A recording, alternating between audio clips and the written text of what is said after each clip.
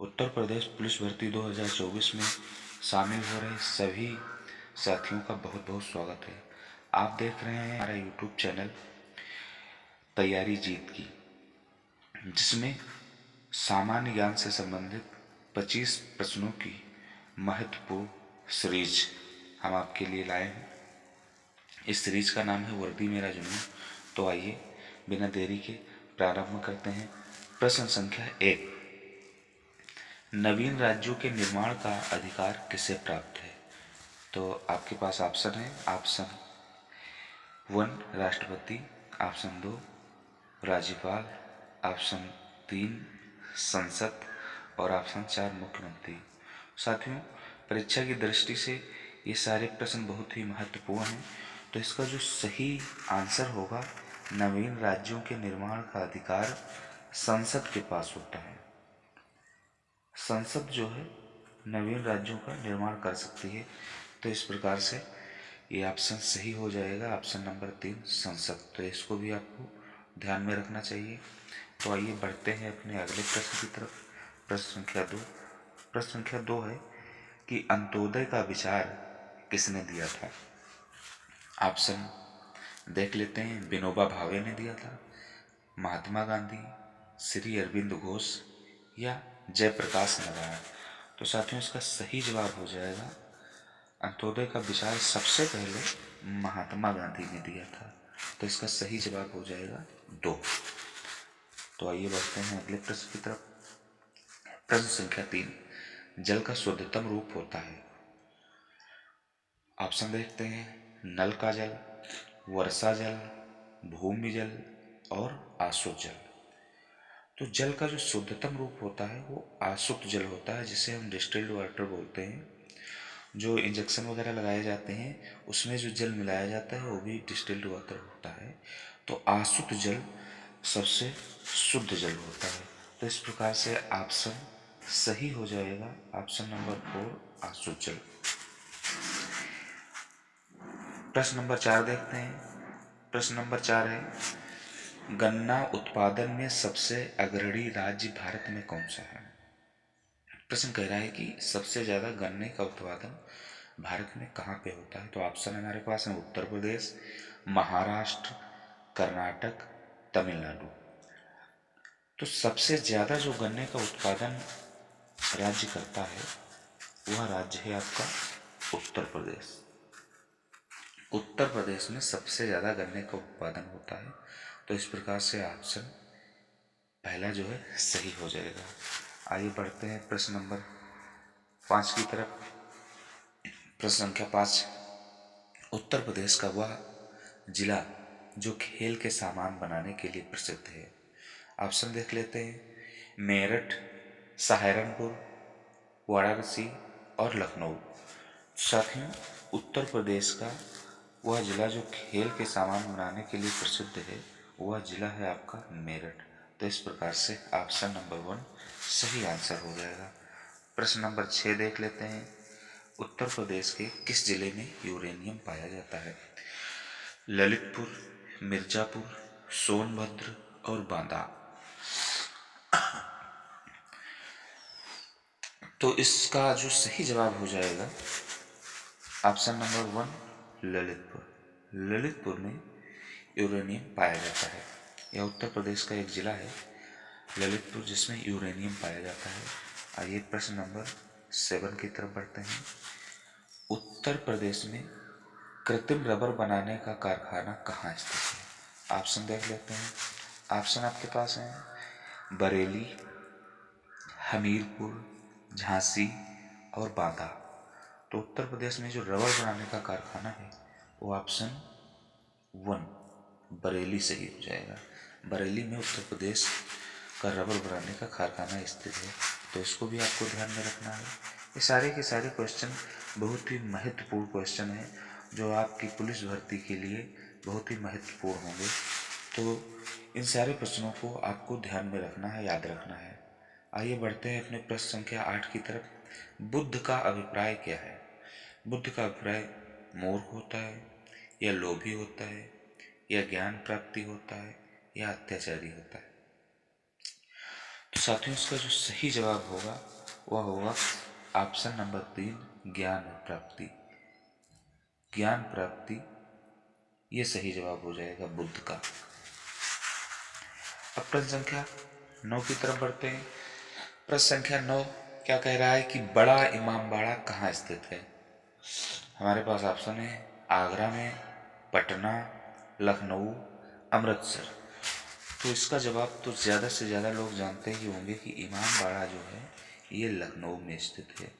कभी कभी ऐसे पूछ लिया जाता है कि बड़ा इमामबाड़ा कहाँ स्थित है या छोटा इमामबाड़ा कहाँ स्थित है। तो आपको बताना चाहता हूँ कि ये दोनों इमामबाड़े लखनऊ में ही स्थित हैं, तो इसको भी आपको ध्यान में रखना चाहिए। आइए प्रश्न संख्या 10 की तरफ बढ़ते हैं। बहुत महत्वपूर्ण प्रश्न है, बहुत पूछा जाता है परीक्षाओं में। प्रश्न संख्या 10 कह रहा है कि भारत के राष्ट्रीय ध्वज की लंबाई और चौड़ाई का अनुपात क्या होता है।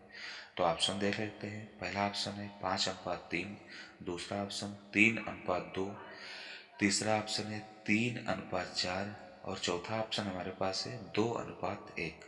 तो साथियों इसका जो सही जवाब होगा कि भारतीय जो ध्वज है, तिरंगा है, इसकी लंबाई और चौड़ाई का अनुपात जो होता है 3:2 होता है। तो इस प्रकार से हमारा ऑप्शन कौन सा सही हो जाएगा, ऑप्शन नंबर 2, 3:2। तो आइए बढ़ते हैं अपने अगले प्रश्न की तरफ। अगला प्रश्न 11 है, कह रहा है कि निम्न में भारत का राष्ट्रीय पुष्प कौन सा है। ऑप्शन देख लेते हैं। नंबर 1 कमल, नंबर 2 सूरजमुखी, नंबर 3 गुलाब और नंबर 4 चमेली। तो आप सभी जानते ही होंगे कि राष्ट्रीय पुष्प जो है भारत का ये कमल होता है। तो इस प्रकार से ऑप्शन नंबर 1 सही हो जाएगा, कमल। आइए बढ़ते हैं अगले प्रश्न की तरफ। प्रश्न संख्या 12, विश्व स्वास्थ्य संगठन WHO का मुख्यालय कहाँ स्थित है। विश्व स्वास्थ्य संगठन WHO का मुख्यालय कहाँ स्थित है। ऑप्शन देख लेते हैं। ये हेग में स्थित है या न्यूयॉर्क में स्थित है या वाशिंगटन में स्थित है या जिनेवा में स्थित है। तो इसका जो सही जवाब होगा ये जिनेवा में स्थित है। ऑप्शन नंबर 4 सही हो जाएगा। और जिनेवा ये स्विट्जरलैंड में स्थित है। जहाँ की स्विस बैंक है, जहाँ में अपने देश का बहुत सारा काला धन जमा है स्विस बैंक में, वो स्विट्जरलैंड में है और जिनेवा भी स्विट्जरलैंड में है। तो इस प्रकार से सही जवाब इसका हो जाएगा ऑप्शन नंबर 4। आइए बढ़ते हैं प्रश्न संख्या 13 की तरफ। केंद्रीय आलू अनुसंधान केंद्र कहाँ स्थित है। ऑप्शन देख लेते हैं। ऑप्शन 1 है शिमला, ऑप्शन 2 है कानपुर, ऑप्शन 3 है लखनऊ और ऑप्शन 4 है भोपाल। तो साथियों इसका सही जवाब होगा शिमला, ऑप्शन नंबर 1। और ये हिमाचल प्रदेश की राजधानी भी है, तो ये भी आपको ध्यान में रखना चाहिए। तो आइए बढ़ते हैं प्रश्न नंबर 14 की तरफ।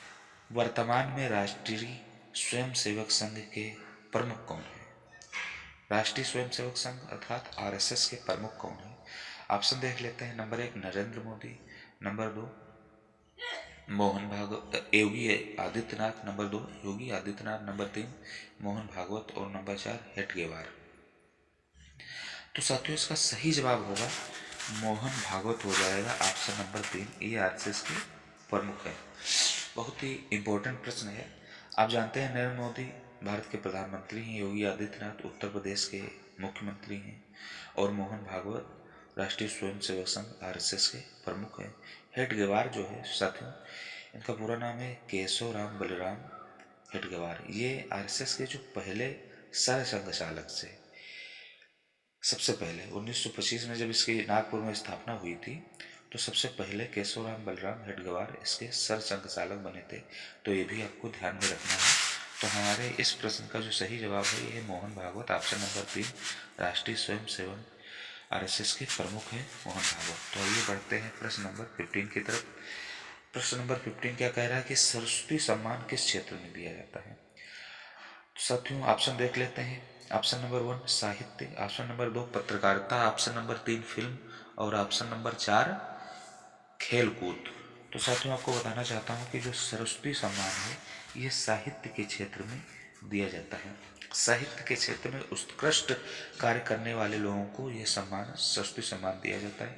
तो इस प्रकार से इसका ऑप्शन नंबर 1 सही ऑप्शन हो जाएगा, आंसर हो जाएगा। आइए बढ़ते हैं प्रश्न नंबर 16 की तरफ। उत्तर प्रदेश के वर्तमान राज्यपाल हैं, ऑप्शन देख लेते हैं, योगी आदित्यनाथ, ममता बनर्जी, राम नाईक और आनंदीबेन पटेल। तो अभी आपने देखा था पिछले प्रश्न में कि योगी आदित्यनाथ उत्तर प्रदेश के मुख्यमंत्री हैं। ममता बनर्जी आपको भी जानना चाहिए, ये पश्चिम बंगाल के मुख्यमंत्री हैं। और राम नाईक जो हैं ये हमारे पहले जो वर्तमान के राज्यपाल हैं, इनके पहले राम नाईक थे। तो इस समय जो वर्तमान में राज्यपाल हैं वो महिला राज्यपाल हैं आनंदीबेन पटेल। तो इस प्रकार से ऑप्शन नंबर 4 सही आंसर हो जाएगा। आइए बढ़ते हैं प्रश्न नंबर 17 की तरफ। भारतीय reserve bank RBI, reserve bank of India की स्थापना कब हुई थी? तो इसके ऑप्शन देख लेते हैं। ऑप्शन है हमारे पास 1935, 1940, 1945 या 1947। तो इसका जो सही जवाब होगा ऑप्शन नंबर 1, 1935 में भारतीय रिजर्व बैंक की स्थापना हुई थी। तो बढ़ते हैं अपने अगले प्रश्न की तरफ। हमारा अगला प्रश्न है 18 त्रिपुरा राज्य की राजधानी कौन सी है? तो ऑप्शन देख लेते हैं। ऑप्शन हमारे पास है ईटानगर है, कोहिमा, आइजोल, अगरतला। तो ये चारों ऑप्शन जो हैं ये किसी न किसी राज्य की राजधानियां ही हैं। तो ईटानगर साथियों ये अरुणाचल प्रदेश की राजधानी है, कोहिमा ये नागालैंड की राजधानी है, आइजोल ये मिजोरम की राजधानी है। तो बचा कौन सा? अगरतला। तो त्रिपुरा राज्य की राजधानी जो है त्रिपुरा अगरतला हो जाएगी। ऑप्शन नंबर 4 इस प्रकार से सही हो जाएगा। तो आइए बढ़ते हैं अपने अगले प्रश्न की तरफ। प्रश्न नंबर 19 बहुत ही महत्वपूर्ण प्रश्न है। चंद्रयान 3 पृथ्वी से कब लॉन्च किया गया था? तो ऑप्शन देख लेते हैं। पहला ऑप्शन है 14 जुलाई 2023, 15 अगस्त 2023 या 14 नवंबर 2023 या 15 सितंबर 2023।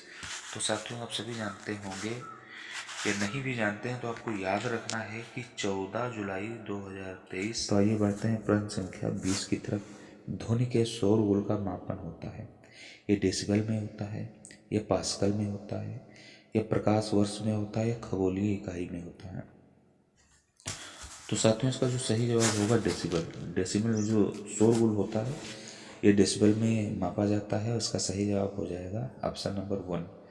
पास्कल जो साथियों होता है ये दाब की इकाई होती है, दबाव की जो मापन जिसमें किया जाता है ये पास्कल होता है।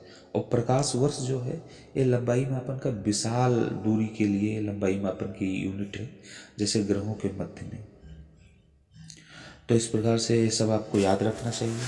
आइए बढ़ते हैं प्रश्न नंबर 21 की तरफ।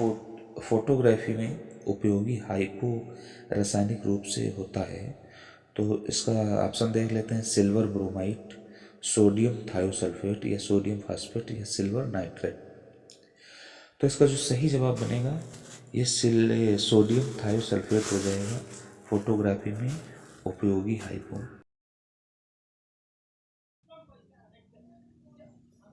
तो आइए बढ़ते हैं अपने अगले प्रश्न की तरफ। प्रश्न संख्या 22। स्वतंत्र भारत की पहली महिला राज्यपाल थी? ऑप्शन 1 है सुचेता कृपलानी, ऑप्शन 2 है सरोजनी नायडू, ऑप्शन 3 है विजय लक्ष्मी पंडित या मीरा देसाई। तो साथियों इसका जो सही जवाब हो जाएगा स्वतंत्र भारत की पहली महिला राज्यपाल ये सरोजनी नायडू थी। और ये भारत की तो पहली महिला राज्यपाल थी ही, लेकिन ये थी कहाँ की? ये उत्तर प्रदेश राज्य की थी। और इनके बारे में एक चीज़ और बहुत ही महत्वपूर्ण है, याद रखना है। सरोजनी नायडू को नाइटिंगेल ऑफ इंडिया की उपाधि से जाना जाता है और यह उपाधि इनको महात्मा गांधी ने दी थी। तो बात कर लेते हैं सुचेता कृपलानी के बारे में। ये भारत की पहली महिला मुख्यमंत्री थी और वो भी उत्तर प्रदेश की थी। तो इसको भी आपको ध्यान में रखना है। ये जो ऑप्शन नंबर 3 है विजय लक्ष्मी पंडित, तो ये पंडित नेहरू जी की बहन थी, जो पहले हमारे प्रधानमंत्री थे पंडित जवाहरलाल नेहरू, इनकी बहन थी और संयुक्त राष्ट्र महासभा की अध्यक्ष बनने वाली विश्व की पहली महिला भी रही। तो ये भी आपको ध्यान में रखना है। तो आइए बढ़ते हैं अपने प्रश्न संख्या 23 की तरफ। भारत का लौह पुरुष किसे कहा जाता था? तो इसका जो सही ऑप्शन हो जाएगा सरदार वल्लभ भाई पटेल। सरदार वल्लभ भाई पटेल को भारत का लौह पुरुष कहा जाता था। और ये बढ़ते हैं प्रश्न संख्या 24 की तरफ। अंकोर वाट मंदिर कहाँ स्थित है? ऑप्शन हमारे पास है वियतनाम, तिब्बत, इंडोनेशिया या कंबोडिया। तो इसका जो सही जवाब साथियों हो जाएगा ये कंबोडिया हो जाएगा। अंकोर वाट मंदिर जो है कंबोडिया में स्थित है और ये दुनिया का सबसे बड़ा हिंदू मंदिर है और यह लगभग 2 किलोमीटर भूभाग में फैला हुआ है। तो इसको भी आपको याद रखना है। अब क्वेश्चन देखते हैं 25। राज्य सूची के विषयों पर कानून बनाने का अधिकार किसके पास है? केंद्र के पास है, राज्य के पास है, दोनों के पास है या न्यायपालिका के पास है? तो ऑप्शन इसका सही हो जाएगा राज्य के पास है। राज्य सूची के विषयों पर कानून बनाने का अधिकार राज्य के पास है। तो इस प्रकार से ये 25 प्रश्नों की जो श्रृंखला है पूरी होती है। इस वीडियो को देखने के लिए धन्यवाद।